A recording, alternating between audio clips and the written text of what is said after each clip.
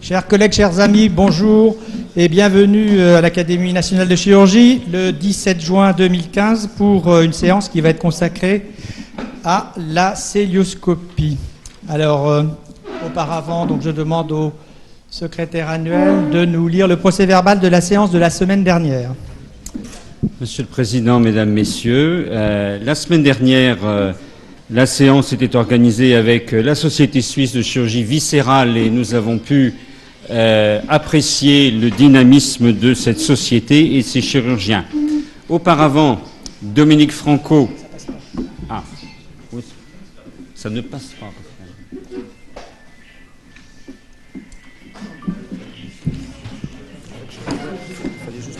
Ah bon, pardon. Alors, auparavant, disais-je, Dominique Franco nous a parlé de la construction de tissus et d'organes par bio-ingénierie, avec squelettisation d'organes qui peuvent ensuite être recolonisés par des cellules. Et si vous avez vu le film de Luc Besson, Le cinquième élément, la reconstruction tissulaire, ça pourrait donner ça à l'avenir, puisque Dominique Franco nous a parlé de genre d'imprimante 3D qui était capable de reconstruire des organes, pour le moment uniquement d'ailleurs chez le petit animal. La discussion était animée par Henri Bismuth. Concernant la séance à proprement parler, Dieter Hannoser de Lausanne a présenté sur robots et cancer du rectum, a-t-on encore besoin du chirurgien, commenté par Alain Valverde et discuté par Yves Chapuis, Marc Pocard, Daniel Loisance et Sylvia Giard.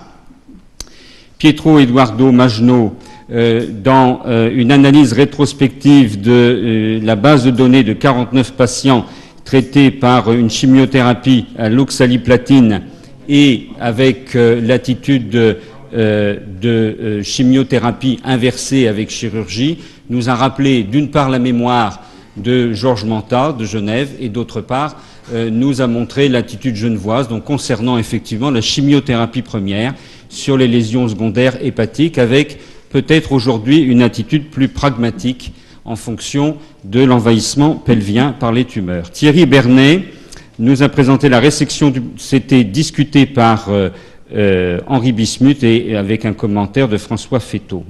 Thierry Bernet nous a présenté résection du pancréas pour tumeurs, autotransplantation des îlots, commenté par Christian Partinski et discuté par Christian Partinski, Corinne Vons et notre président Georges Mention.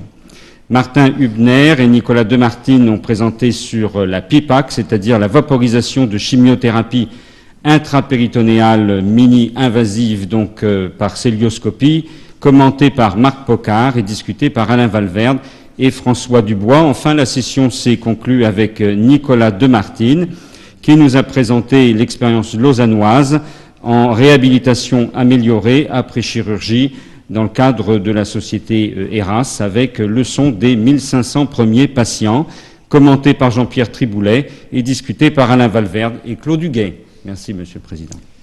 Merci, Monsieur le secrétaire annuel. Alors aujourd'hui, il n'y a pas d'intervention à propos du procès-verbal concernant la chirurgie des hernies.